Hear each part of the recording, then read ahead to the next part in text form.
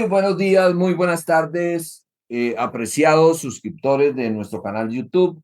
Hoy arrancamos con una serie de 4 ponencias interesantísimas alrededor de un tema fascinante que desde luego tiene la curiosidad del conocimiento y el abordaje desde un ángulo que queremos darle a esto tiene que ver con la información que podemos recoger hoy día ya con evidencia mucho más científica de qué fue lo que pasó en la historia y en el recorrido y en las vivencias de Jesucristo entre los 12 años y los 30 años. Esas 4 ponencias arrancan hoy con la intervención del doctor Álvaro Villegas Echeverry, a quien le doy la palabra a partir de este momento. Bienvenido, Álvaro.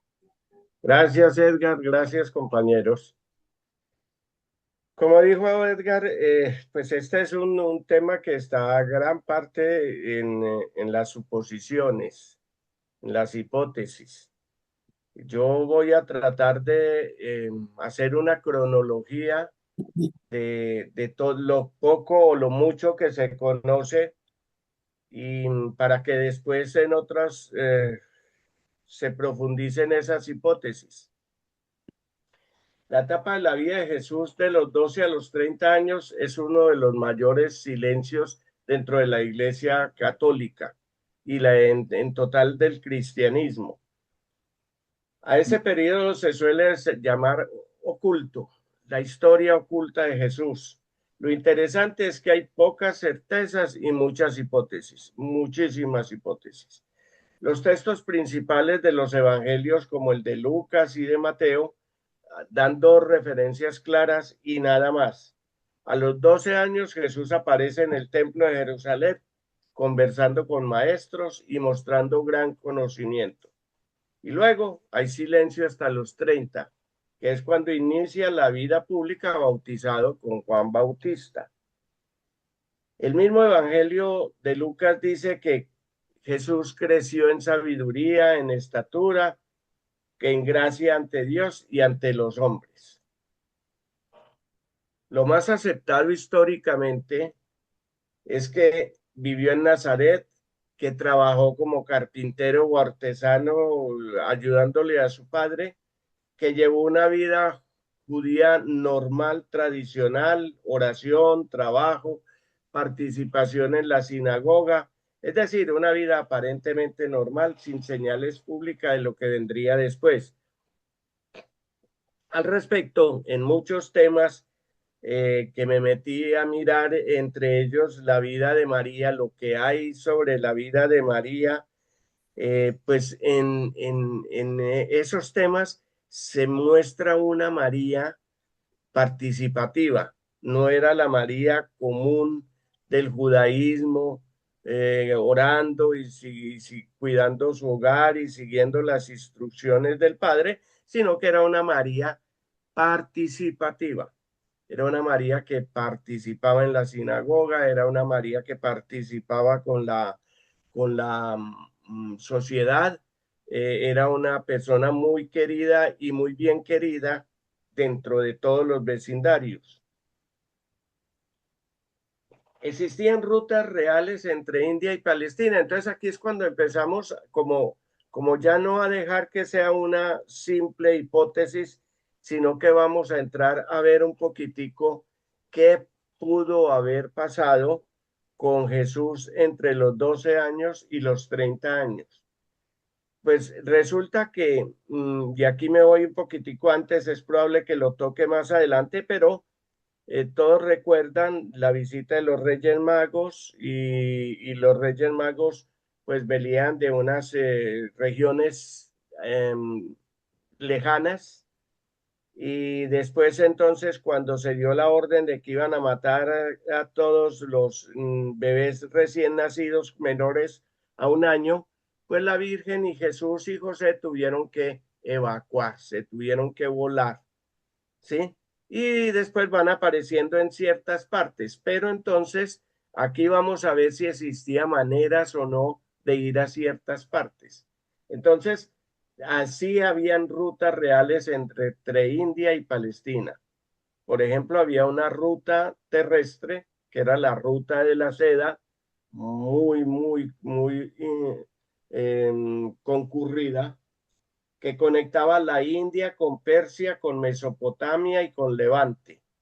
Esa era la ruta terrestre, pero también había una ruta marítima que era de la India al Mar Rojo y Egipto, puertos como Berenice en el Mediterráneo.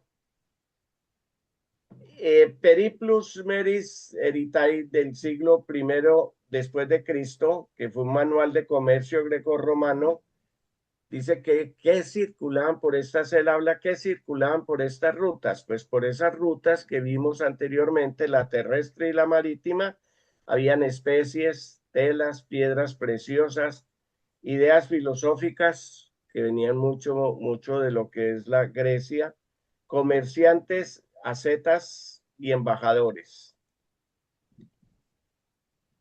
Sí había presencia india cerca del mundo de Jesús, pero era limitada.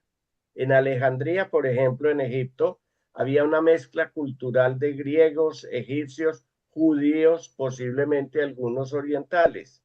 En el Imperio Romano tenía contactos indirectos con la India.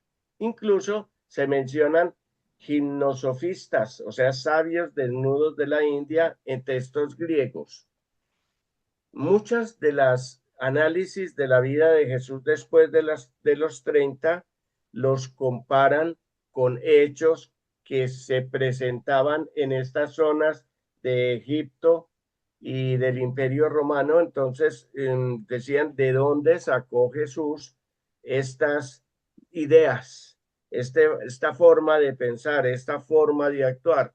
Y lógicamente muchas de esas ideas se parecían a lo que en ese entonces existía en esas regiones. Por eso, sin hilar muy delgado, es cuando se empieza a ver que Jesús tuvo contactos directos e indirectos con otras creencias, con otras culturas que lo fueron a él fortaleciendo en su pensamiento. Entonces Jesús fue iniciado en Egipto.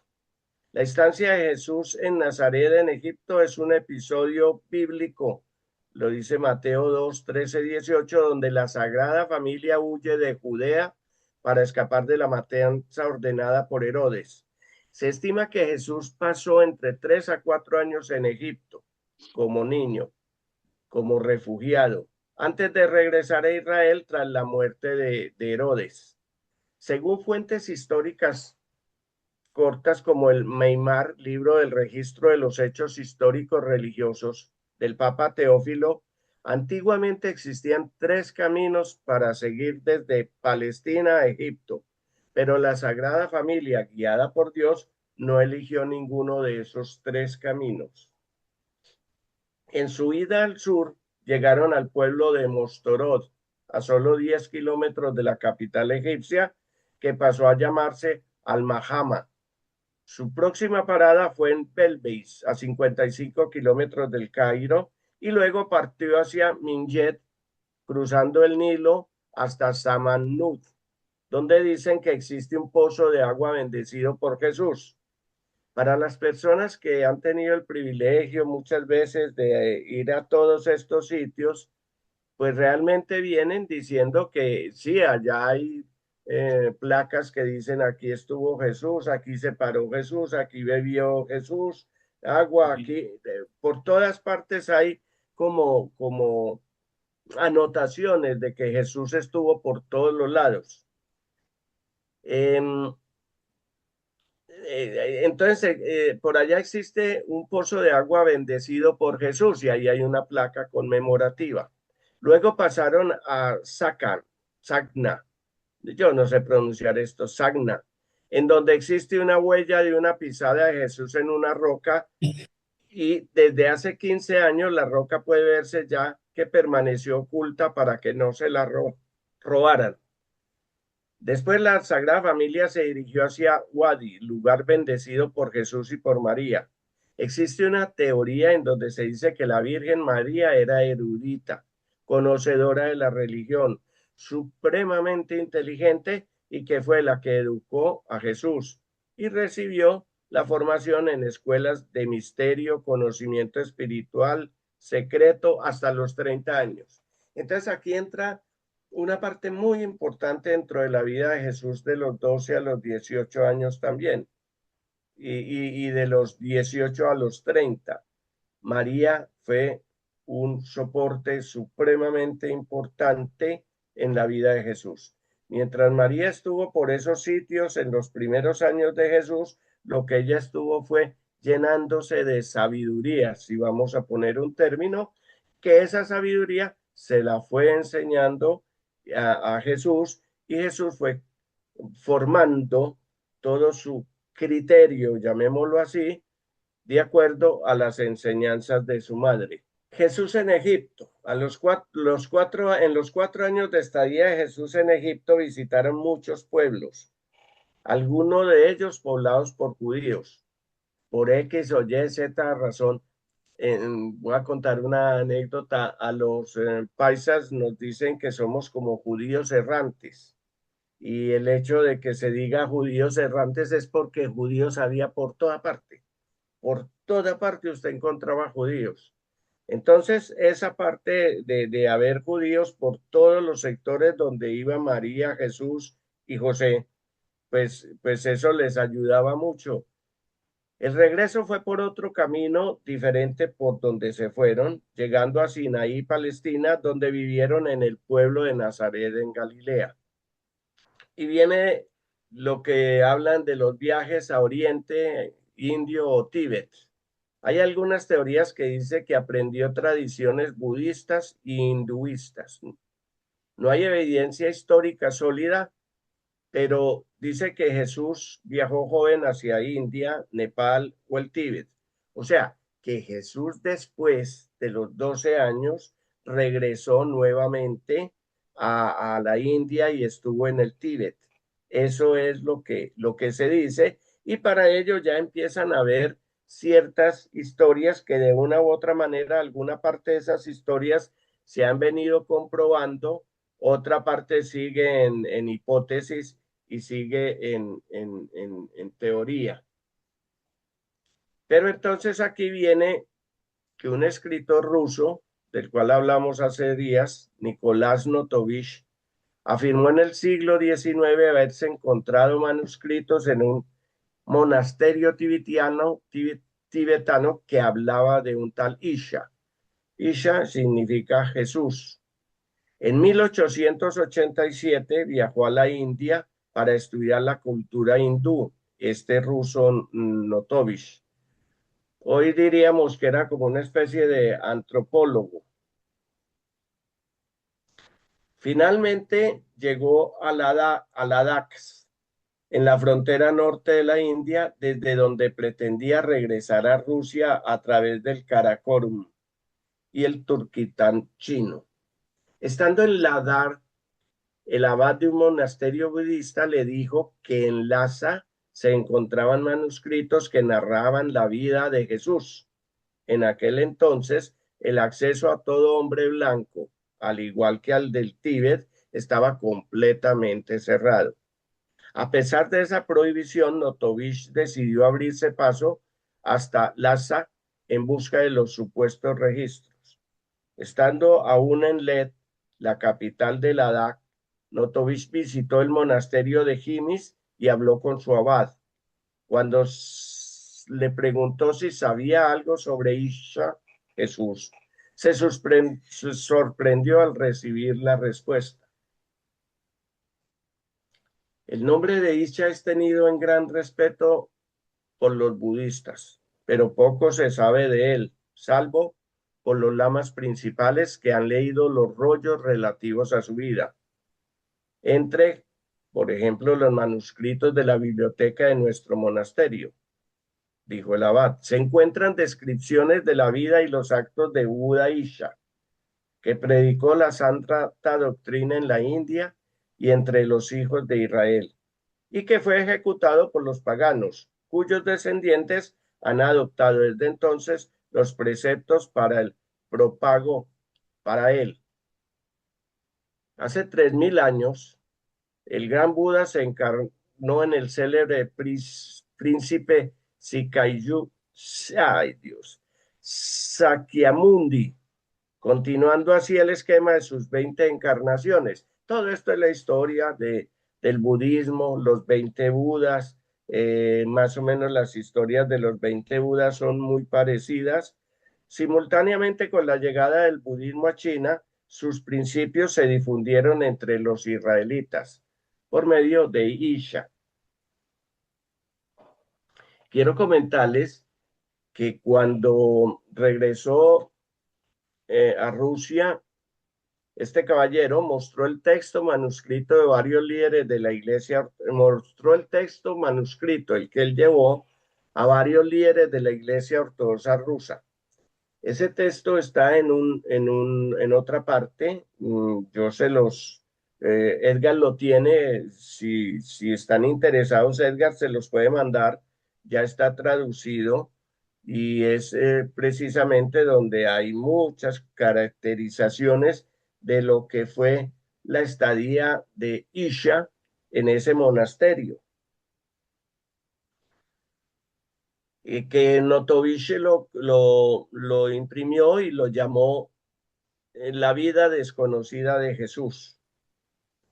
A él le aconsejaron que no imprimiera esos manuscritos porque eso podría causar muchos problemas y mucha confusión.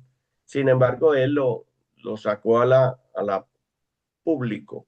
Entre ellos fue mucho lo que se vio en los Estados Unidos de ese manuscrito. Y tal vez creo que fue de las ciudades, de las regiones más importantes del mundo en donde se le dio mayor interés a ese manuscrito.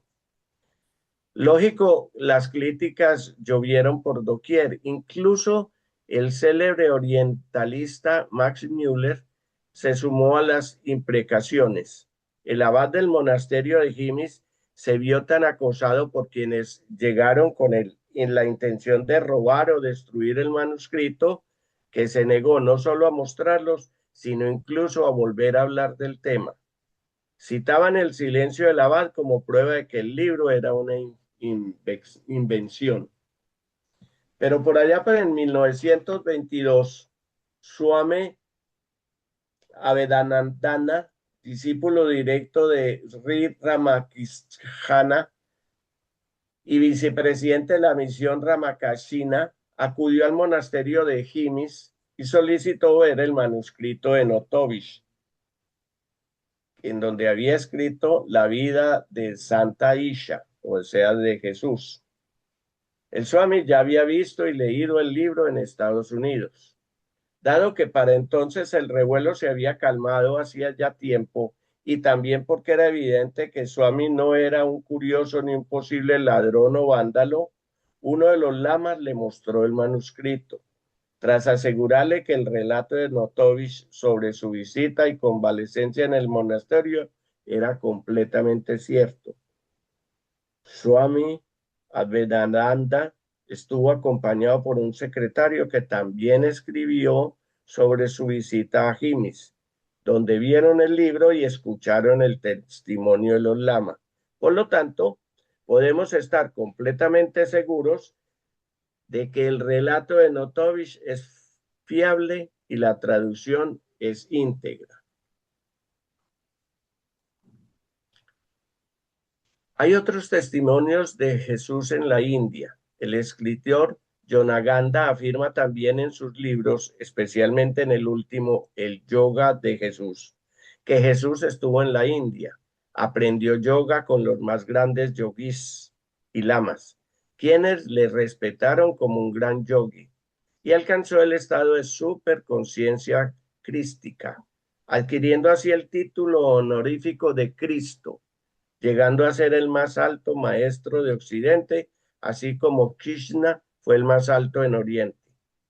Los dos últimos libros de Yogananda la segunda venida de Cristo o resurrección del Cristo en nuestro interior del 2004 y el Yoga de Jesús del 2007, dedicados a la Biblia y a Jesucristo, contienen interpretaciones y explicaciones de parajes de la Biblia según el yoga, que son en general coincidencias con el Evangelio del Acuario. Contactos con esenios. Los esenios fueron una secta judía ascética y mística que existió entre el siglo II antes de Cristo y el primero después de Cristo, o sea, tuvo 300 años de existencia. Desaparecieron hacia el año 70 después de Cristo en la época de la destrucción de Jerusalén. Fueron conocidos por su vida comunal, estricta pureza ritual y estudios de escrituras, a menudo asociados con los rollos del Mar Muerto. Los rollos del Mar Muerto se vinieron a descubrir relativamente hace poco y son unos rollos eh, que son una colección de más de 900 manuscritos antiguos, principalmente en hebreo, descubiertos entre 1947 y 1956 en las cuevas de Qumran, cerca del Mar Muerto, datados entre los siglos 3 antes de Cristo y 1 después de Cristo. Incluyen los textos más antiguos de la Biblia hebrea, o sea, el Antiguo Testamento.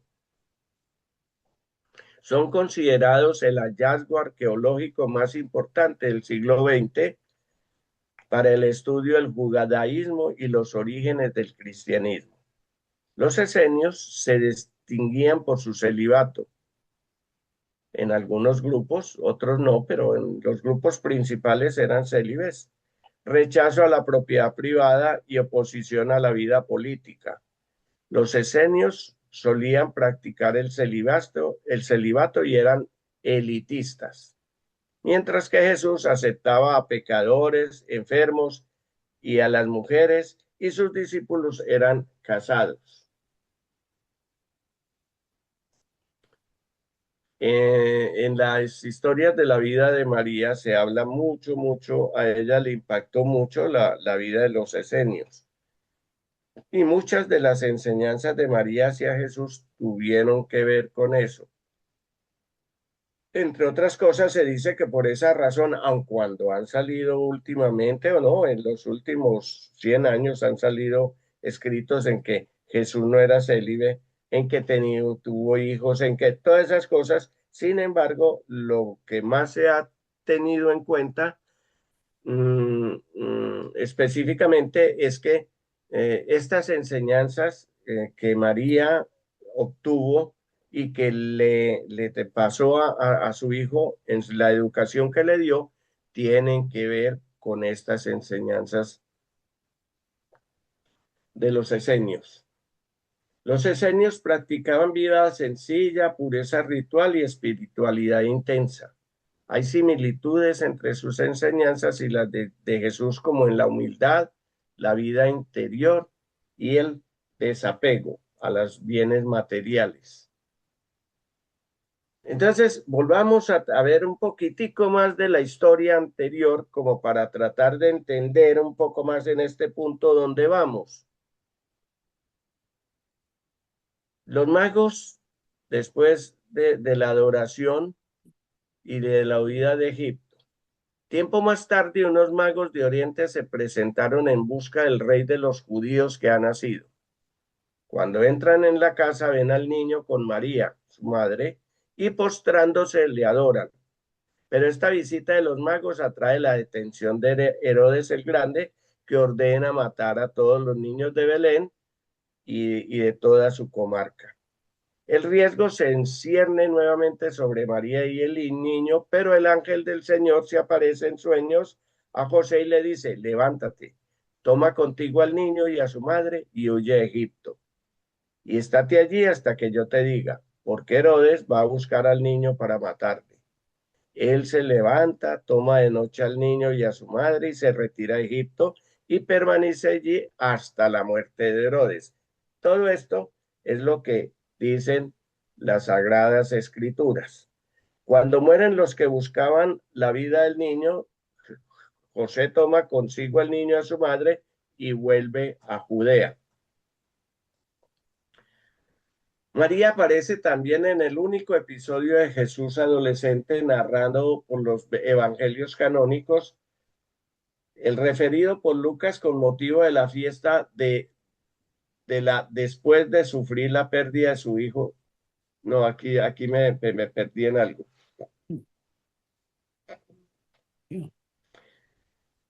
Eh, Olvidémonos un poquitico de esto que lo vamos a ver más adelante, que María, porque ya aquí se vio y habla de la boda de Canaán, en donde ahí es, dijéramos, la primera aparición de Jesús en público entre los 12 y los 18 años. Esa la recordamos bien, cuando se acabó el vino y María le dice a Jesús, estamos en plena boda, falta lo más importante y se les agotó el vino.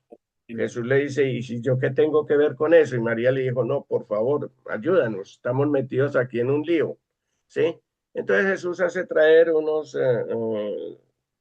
agua en,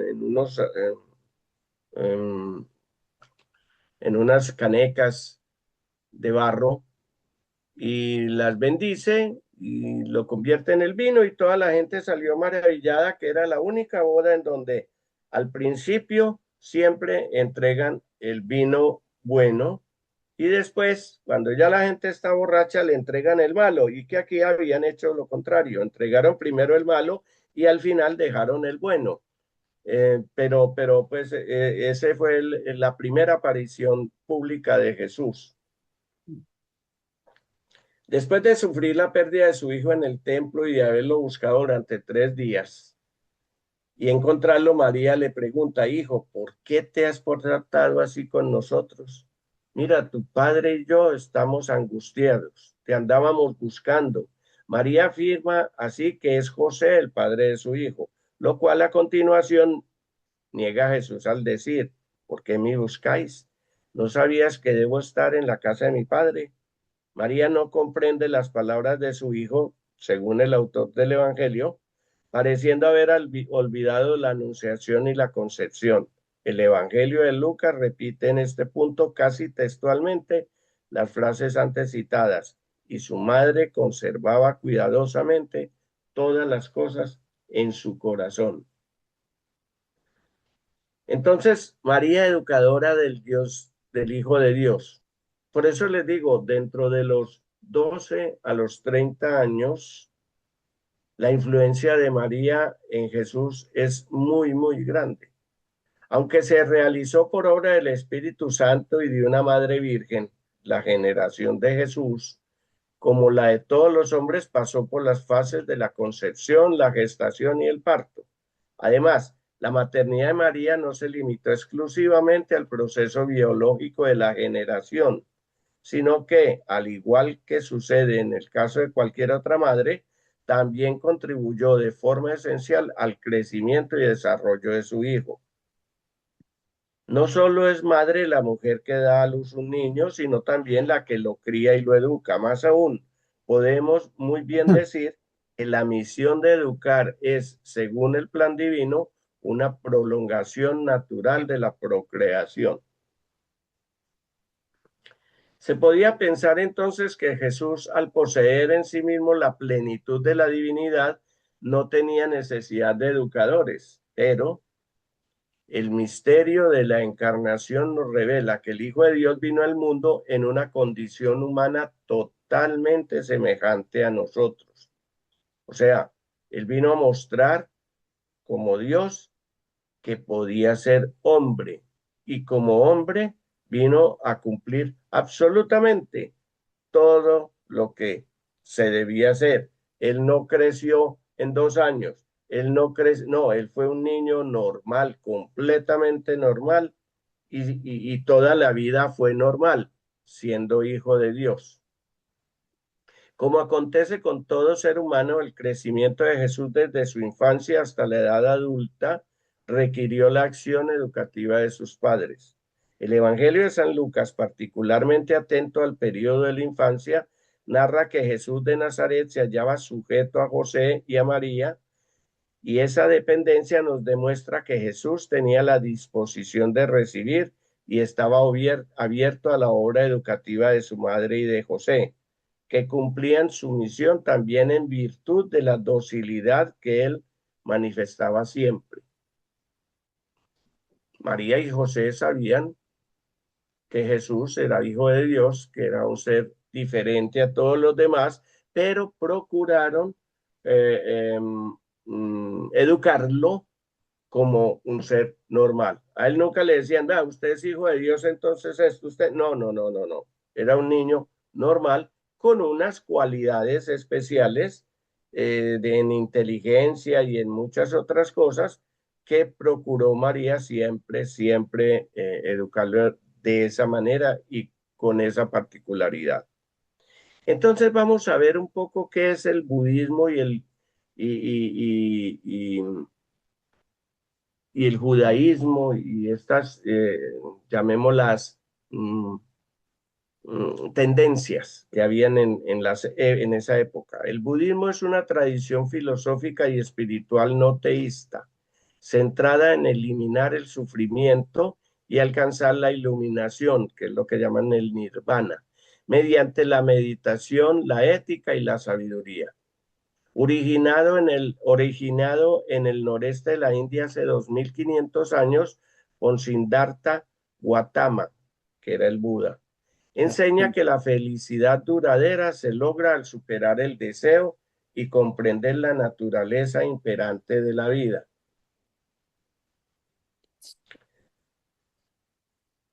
Era no teísta, porque adoraba a un Dios creador, busca la transformación, no adoraba a un Dios creador, o sea, busca la transformación personal a través de compasión y la sabiduría. La base del budismo que explica que el sufrimiento existe, tiene una causa, un deseo, un apego, tiene un fin, una nirvana, y el camino, y tiene un camino para lograrlo. O sea, le muestra a uno estas cuatro razones. Usted es esto, usted puede sentir esto, usted puede hacer esto y usted realmente para lograrlo tiene que ser así. Por eso la meditación conlleva a alimentar muchas cosas que tienen que ver con el mismo ser. El método práctico de 8 pasos que incluye la comprensión, el pensamiento, el habla, la acción, el sustento, el esfuerzo, la atención y la concentración correctas. Eso es el budismo. El aplicar todas estas, llamémoslos estos caminos. Conceptos claves, la reencarnación, o sea, el samsara, el karma, la ley de la causa y el efecto, y la meditación son pilares para la liberación. ¿Cómo provino el budismo? Ya vimos que Siddhartha Gautama, que era un príncipe indio, renunció a su vida de lujo tras descubrir la vejez, la enfermedad y la muerte. Tras años de búsqueda, alcanzó la iluminación bajo el árbol Bodhi, convirtiéndose en el Buda, o sea, el despierto, el que siempre está atento.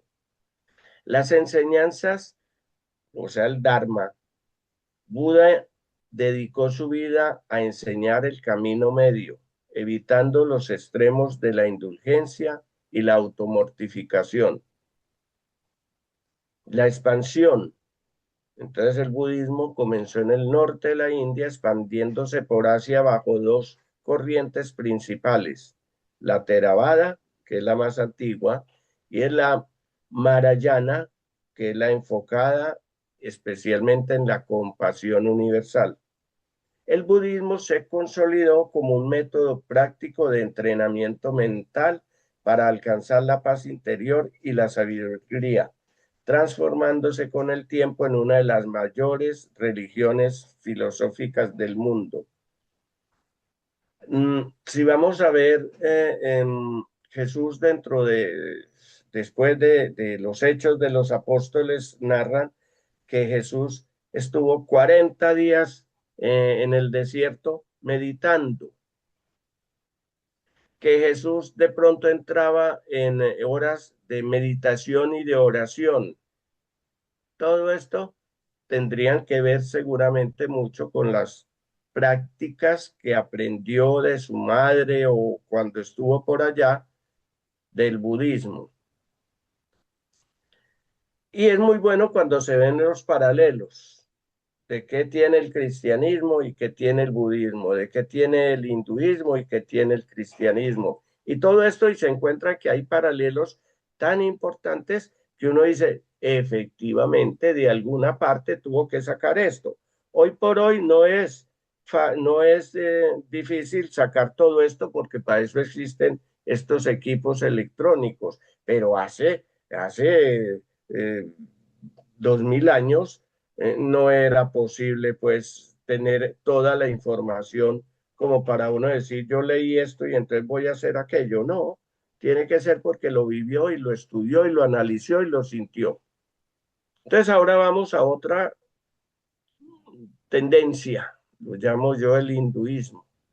El hinduismo es una de las religiones más antiguas, originadas en la India hace más de 3500 años, como una síntesis de diversas culturas y tradiciones del valle del río Indo.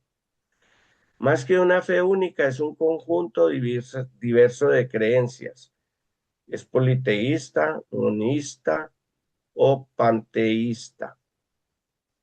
Y es una forma de vida, sin un fundador único. Sus seguidores, llamados hindúes, denominan a su tradición Sanatana Dharma, que significa ley eterna.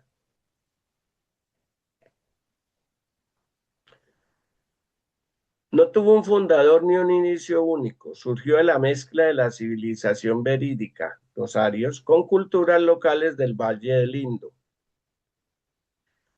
El hinduismo verídico fue la primera forma basada en los 4 textos sagrados Vedas.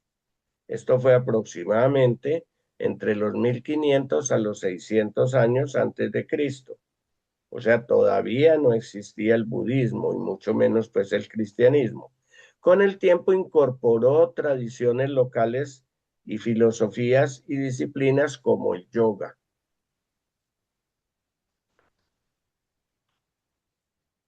Creencias y características, los dioses, aunque se considera politeísta, o sea, tienen muchos dioses, la mayoría de los hindúes adoran a una deidad principal, Vishnu, Shiva o Shakti, como representación del Brahman. Creen que el alma es eterna y renace varias veces en distintos cuerpos en un ciclo de muerte y renacimiento llamado samsara. O sea, creen en la reencarnación. La ley de causa y efecto, donde las acciones de esta vida determinan el destino de la siguiente. O sea, como se comporte esta, probablemente va a ser la próxima. O va a ser usted mejor o va a ser peor. Depende de cómo se haya comportado en esta.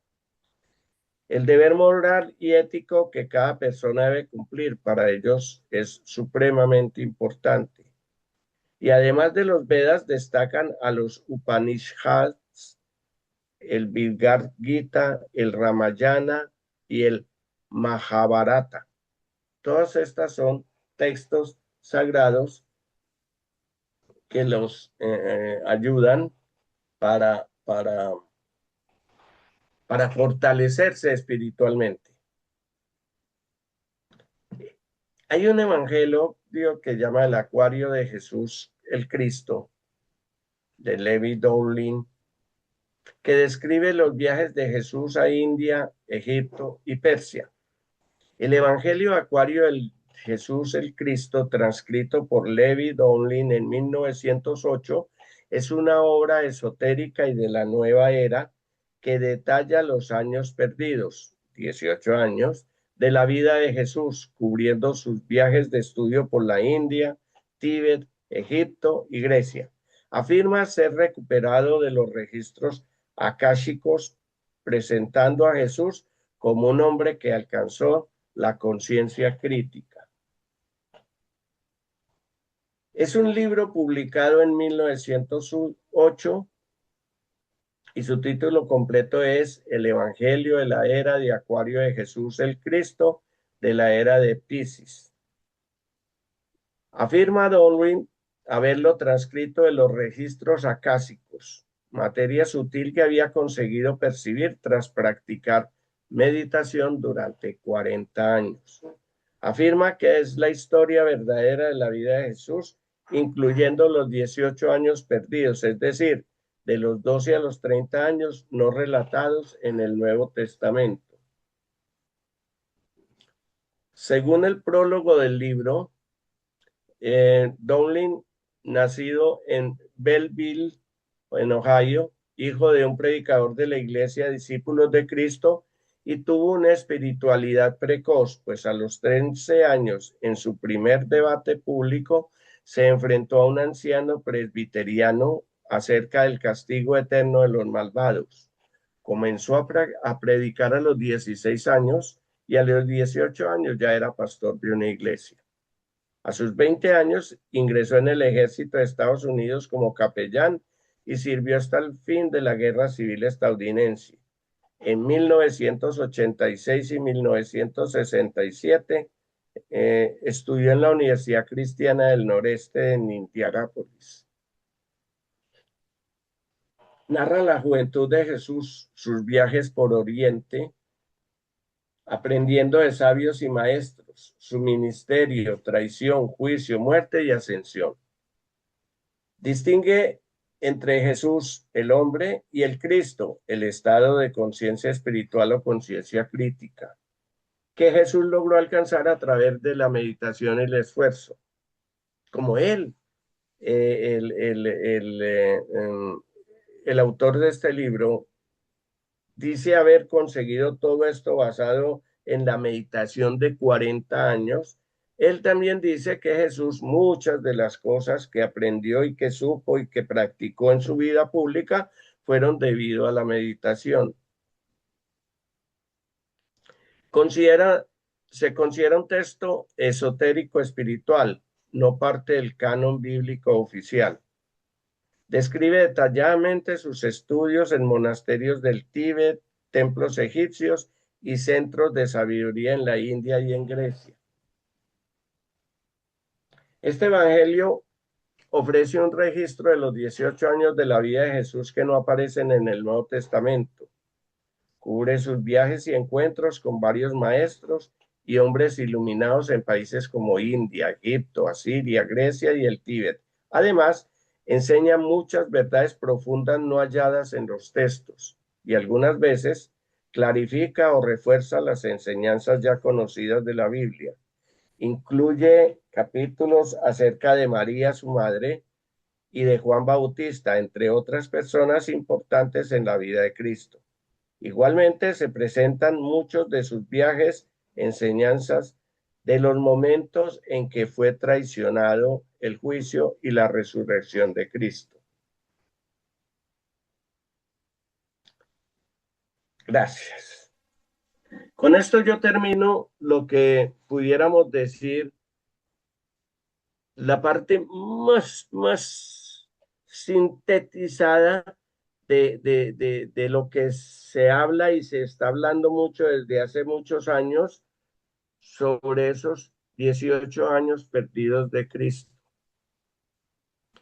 Y digo la parte más sintetizada porque si nos fuéramos a ver todos los elementos de juicio que hay sin comprobación casi ninguno de ellos y llegan más o menos a la misma, entonces quise más bien extractar como partes que de personas que se enfrentaron públicamente a decir, yo vi esto, yo puedo escribir sobre esto, yo puedo hacer estas aseveraciones y se salen un poco de muchas otras habladurías, si lo podemos decir así, que existen dentro de la Iglesia Católica y del cristianismo con respecto a esos 18 años perdidos.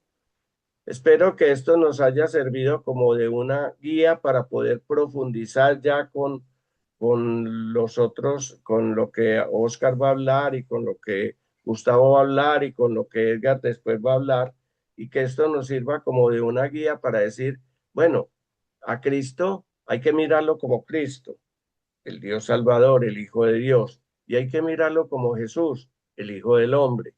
¿Qué enseñanzas nos deja Jesús, el Hijo del Hombre, y qué enseñanzas nos deja Cristo, el Hijo de Dios?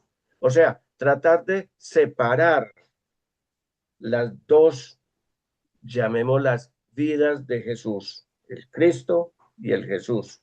El Cristo, Hijo de Dios, el Jesús, Hijo del Hombre. Y así podemos encontrar un Jesús mucho más importante de lo que lo hemos visto única, casi que única y exclusivamente por preceptos de la iglesia y por sigmas y por actos de simplemente de fe, sino que ya los vemos como, no, muy bien, es muy posible que Jesús fue un meditador y que en esa meditación aprendió a llegar a ciertos límites que yo no he podido llegar. Entonces voy a hacer la imitación de Cristo. Hace muchos años existía un librito pequeñito, pequeñito que llamaba el Kempis. Yo no sé si Oscar y Gustavo o Edgar, que tienen la edad mesopotámica, se acuerden de el Kempis, que el Kempis era la imitación de Cristo. Y el Kempis era una cosita chiquita que le decía a uno, Jesús hizo esto, o Jesucristo, porque así es como se llamaba, juntar las dos, que lo que yo quiero ahora es separar los dos, pero juntar los dos y decir, Jesucristo hacía esto, esto y esto. Que muchas veces uno decía, ah, bueno, pues es que para él no es difícil hacer eso si él es hijo de Dios. No, tenemos que aprender a ver a Jesús como hijo del hombre y tenemos que aprender a ver a Jesús como hijo de Dios. Muchísimas gracias. Si te hay alguna pregunta, con mucho gusto.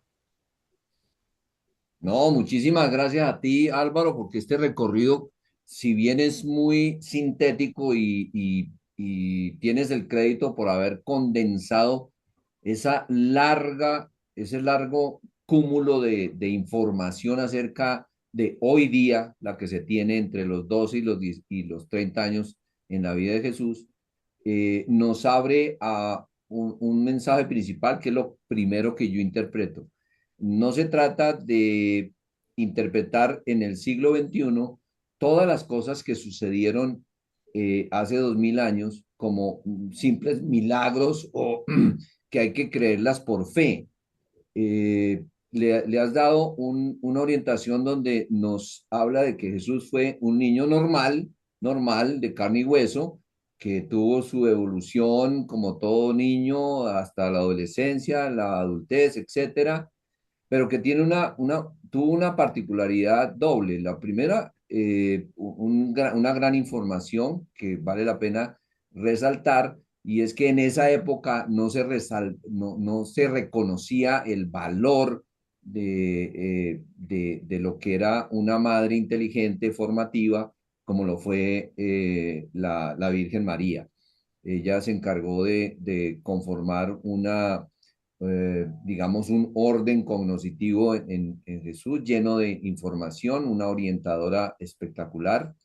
Y de ahí en adelante, eh, con toda esta información, vamos acumulando conocimiento de por dónde recorrió Jesús su vida, adquiriendo conocimientos de muchas latitudes y conocimientos milenarios, no eran conocimientos incluso de la época, sino milenarios, y que nos responde muchas preguntas a por qué él actuaba en esos 3 años conocidos de su obra, de los 30 a los 33. Yo creo que es una visión muy humana y sin desconocer la grandeza de ese ser humano que vino a enseñarnos muchísimas cosas.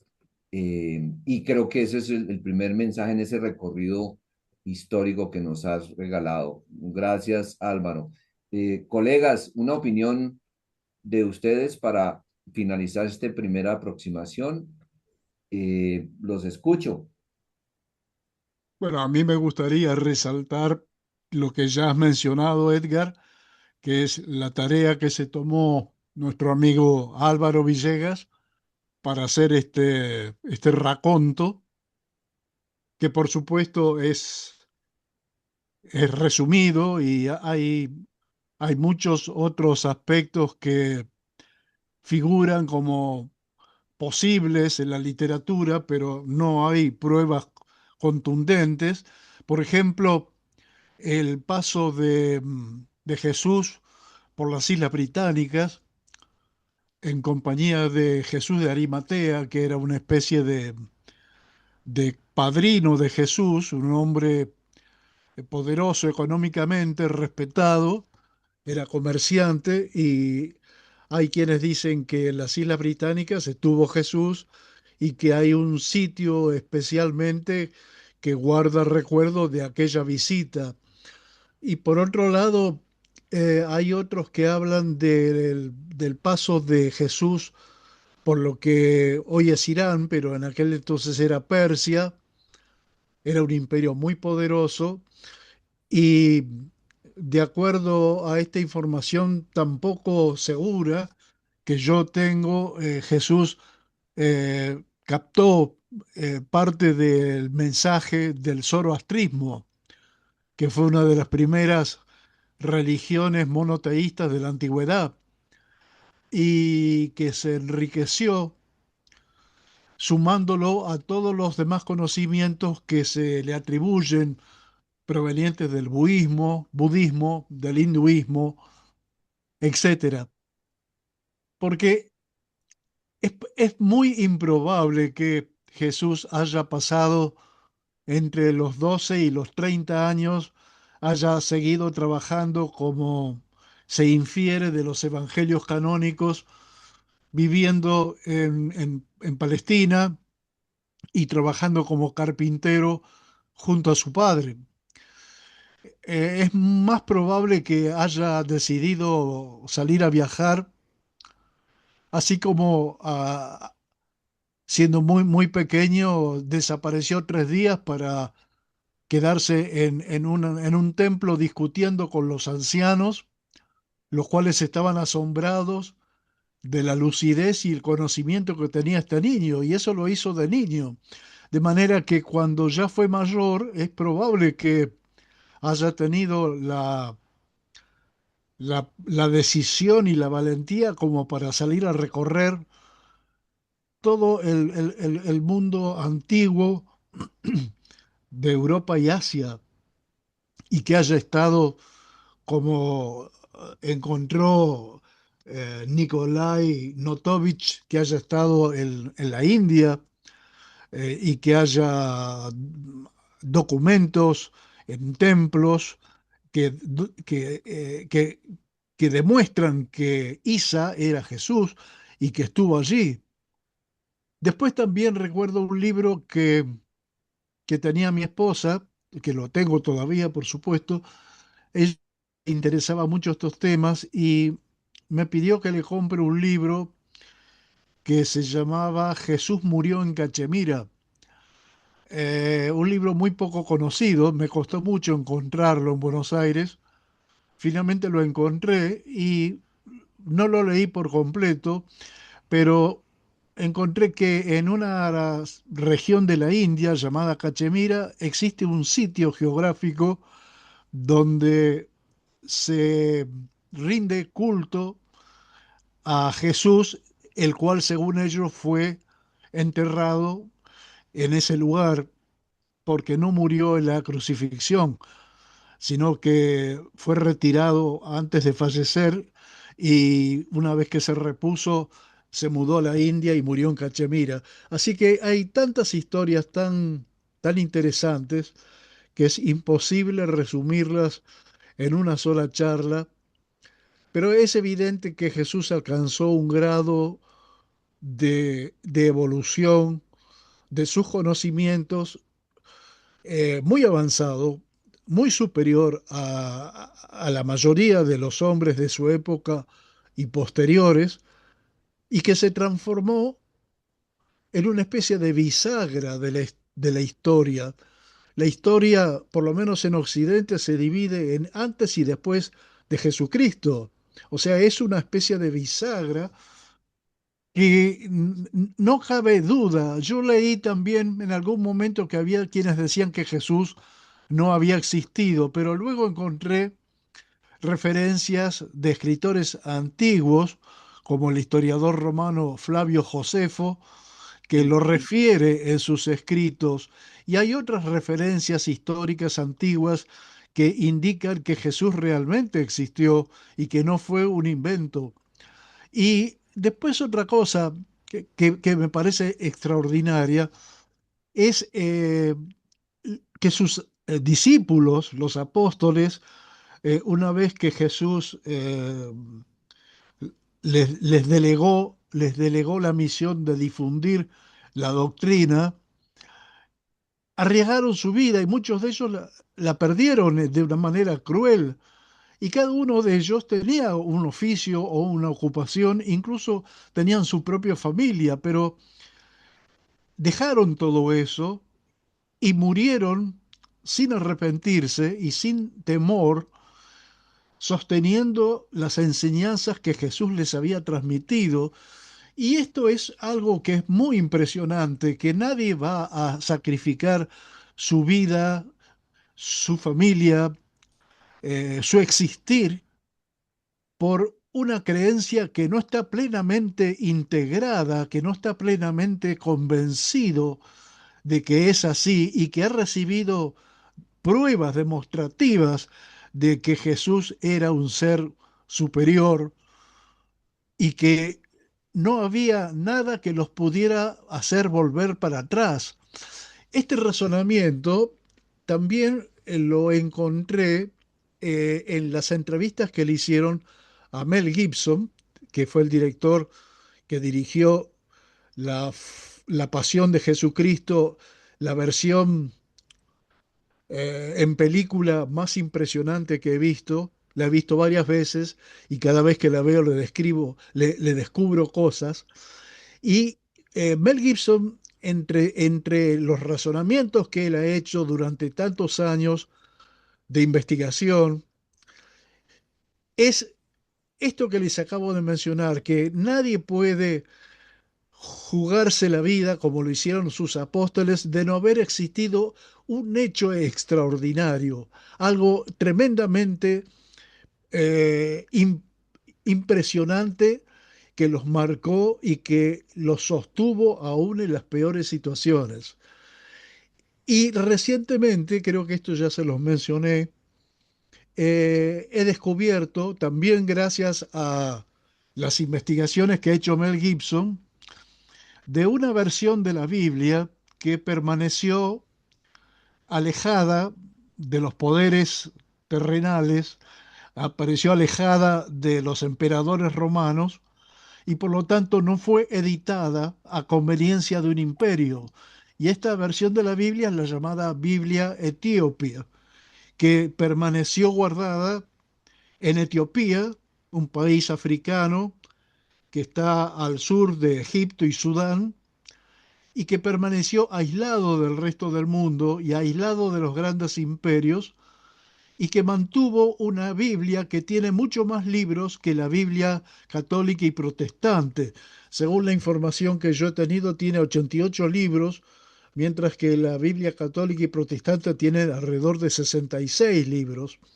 Y en esos libros adicionales que figuran en la Biblia etíope está el Evangelio de María Magdalena, el Evangelio de Tomás, el libro de Enoc, que es un libro que la cristiandad antigua respetaba y que es un libro que tiene aproximadamente 2500 años de antigüedad, que está mencionado incluso en el Antiguo Testamento. Así que ahora que se va a estrenar la segunda parte de la película de Mel Gibson, que se va a llamar La Resurrección, es una película que se va a dividir en dos partes. Una se va a estrenar en marzo del 2027 y la otra, si mal no recuerdo, la segunda parte se va a estrenar en junio del 2027 y tiene mucha referencia a lo que figura en la Biblia etíope y que no figura en las Biblias católica y protestante. Así que con todo esto y con lo que nos contó Álvaro, es evidente que las versiones de la Biblia a las cuales nosotros hemos podido acceder, no existe ninguna duda que son versiones editadas, o sea, versiones en las cuales un grupo de conocedores, de estudiosos, ha decidido qué poner y qué excluir. Ha decidido qué cosas había que poner en la Biblia y qué cosas mejor dejarlas afuera porque podían llevar a confusión o eran demasiado complejas. De manera que este concepto de que la Biblia es un libro sagrado, sí, creemos que es un libro sagrado. Yo lo creo porque soy creyente, pero también creo que es verdad que ha sido objeto de un proceso de edición donde se han dejado de lado muchos otros libros que son considerados en otras versiones de la Biblia como la Biblia etíope o en otras concepciones como los gnósticos. Así que el tema es tan apasionante que uno podría pasarse, creo, la vida estudiando esto sin llegar a agotarlo. Lo que es evidente, volviendo a nuestra vida actual, es que el mundo está en una situación de crisis en diferentes partes y que estamos corriendo el riesgo que se destruya la especie humana y que hoy más que nunca es necesario rescatar el mensaje de amor y paz que nos dejó Jesucristo, tanto en las versiones conocidas por nosotros como la Biblia católica, la Biblia protestante, como con estas nuevas versiones que están saliendo a la luz, con la versión de los llamados evangelios apócrifos, la Biblia etíope, los escritos de Nag Hammadi y tantos otros documentos como los rollos del Mar Muerto, que están surgiendo y que están por el momento en manos de estudiosos, pero aquellos que tenemos ganas de conocer más, podemos acceder a ellos a través de esta extraordinaria herramienta que tenemos, que es el Internet. Así que ese es un comentario que yo agregaría a la excelente exposición que nos ha hecho Álvaro Villegas. Muchísimas gracias, Oscar. Gustavo, ¿alguna anotación? No, no mucho, mucho Ok, que decir por el momento. Lo que tengo es una cantidad de preguntas ok. que van a ser la introducción de mi presentación la otra semana. Ok, y con esto, pues si alguien levanta la mano, me avisan, pero tenemos que darle un orden a esta grabación. Con el comentario de Gustavo, estamos introduciendo a la segunda ponencia que complementa y amplía esta excelente intervención de Álvaro.